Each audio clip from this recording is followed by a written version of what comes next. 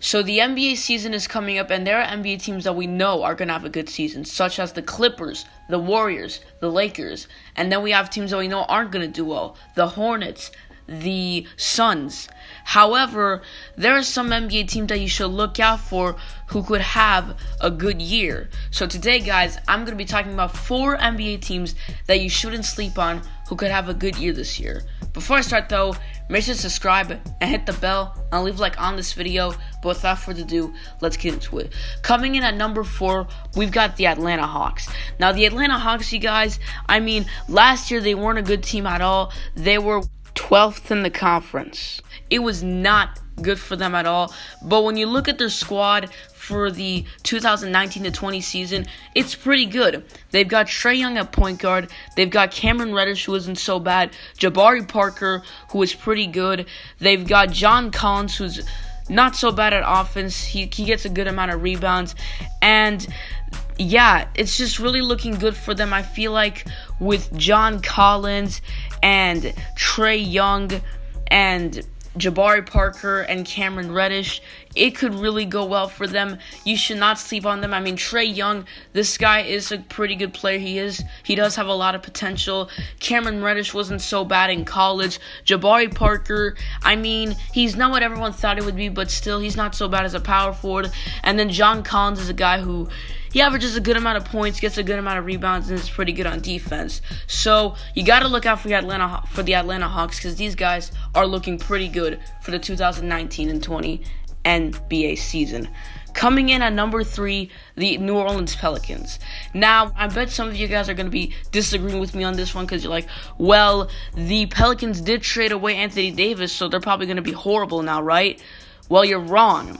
Now that they traded Davis away, they're actually looking better for the future. They've got J.J. Redick, who, he's a pretty good shooter. Zion Williamson, who's very good in college. Drew Holiday, who averages almost 20 points a game. Josh Hart, who's a good shooter.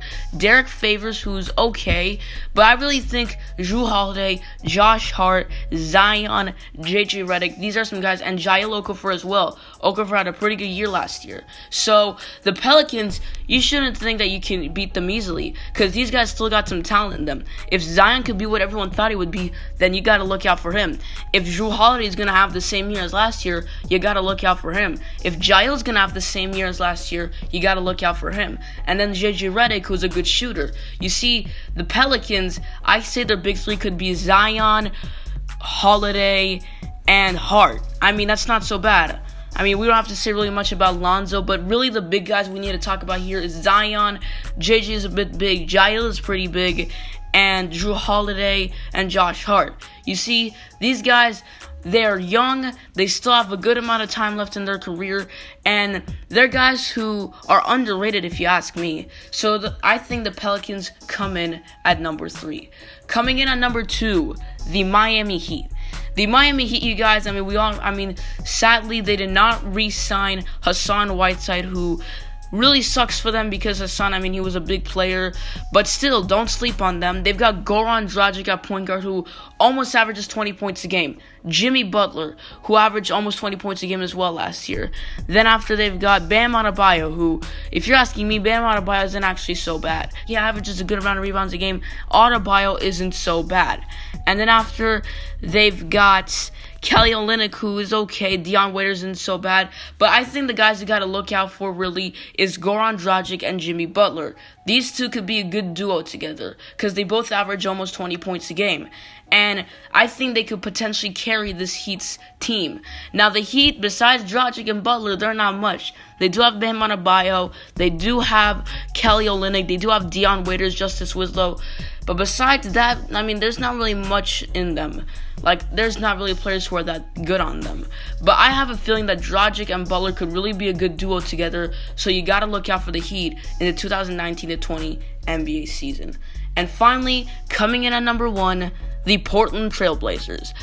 Portland, you guys, I think you should have seen this coming, because Portland is amazing. After they got Hassan Whiteside, I think they have a great chance of winning. Because now to think about it, they've got Damian Lillard at point guard. Damian Lillard is amazing. CJ McCollum at shooting guard. Amazing. Nasir Little off the bench isn't so bad. Then after they got Pau Gasol. Gasol's a good veteran for that team. And then look at Hassan Whiteside. So you got two players, McCollum and Lillard, who both average a good amount of points. Whiteside, who averages also a pretty good amount of points and gets a good amount of rebounds. This could be a good big three, a great big three, and I think the Trailblazers could have a great season next year. And besides, Yusuf Nurkic would be very good off the bench as well. So that is my opinion, guys. That's who I think you should look out for in the 2019-20 NBA season. If you guys have any suggestions for me, let me know down in the comments. That is going to be it for today's video. Thanks for watching. I hope you enjoyed it. Make sure to leave a like, subscribe if you're new, and I will see you all next time. I'm out.